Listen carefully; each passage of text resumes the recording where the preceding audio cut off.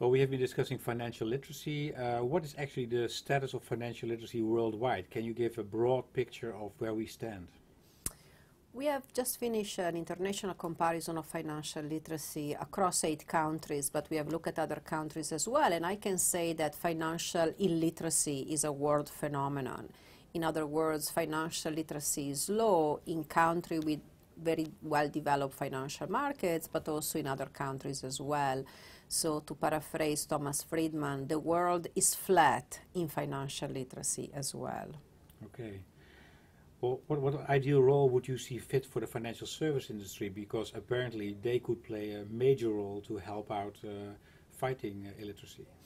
I think there is an important role, and I think one role would, for example, to simplify contracts and to make financial decision as simple as possible. I also think there is an important role in communicating properly, and so use economic jargon at the minimum, be careful about using numbers. We see that people have difficulties with this concept, and also recognize that different groups are different and that one size doesn't fit all.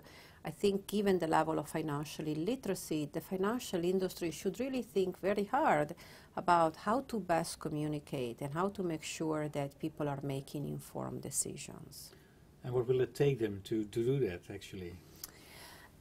A variety of programs, probably, but I would imagine that starting with communication is important, and the way in which information is communicated and the way in which contracts are simplified can be an important way.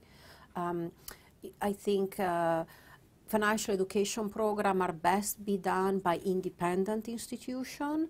So I think overall consumers don't want to be educated by the financial industry, and I think the financial industry should recognize that and maybe support financial education in school, in the workplace, support independent institutions who could do a good and rigorous job in educating the population. Yeah.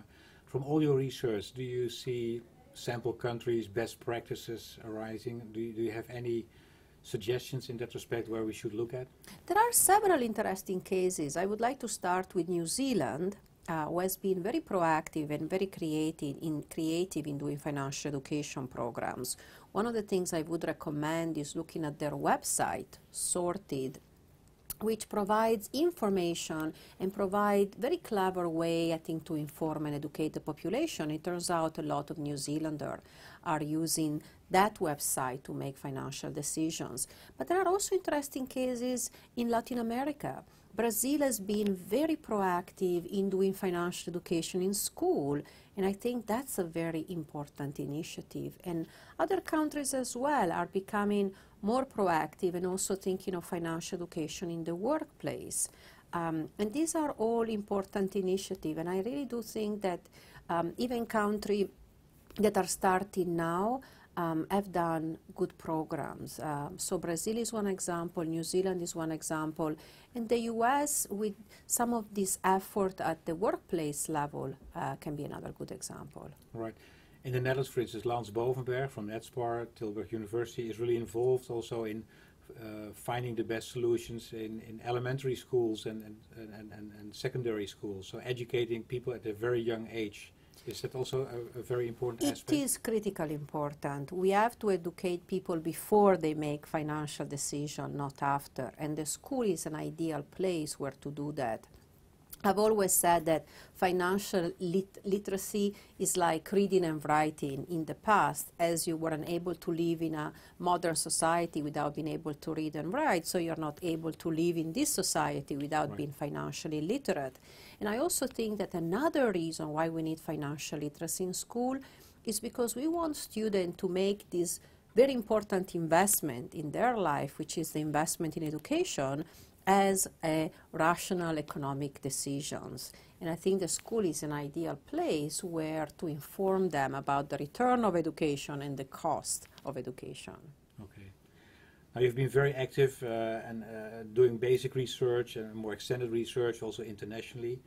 And as chair, as president of the Center of Financial Literacy, What will be your next steps? I mean, it's not just doing research. Will it continue? Will it improve in terms of finding solutions or endorsing lessons learned?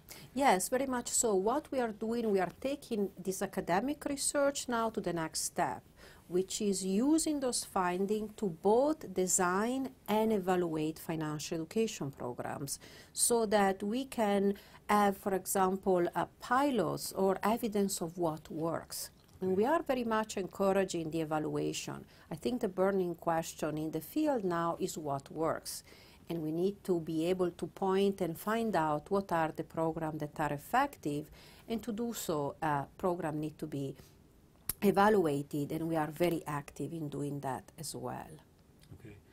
In this room there are about 100 representatives from the financial institutions and all strategists looking at this topic. What would be your message to them today? I think this financial literacy has really become critically important in today's society. We see that people have to take individual responsibility for their financial well-being. This is an enormous challenge, but I think it's part of the current economic conditions. And I think it's really important to recognize financial illiteracy as a problem and to coordinate to find solution to this problem. I really think it needs a concerted effort to be able to solve this problem, and we need to have the government, the employer, the financial industry, the school involved in this process. Without this coordination, we might not be able to be effective.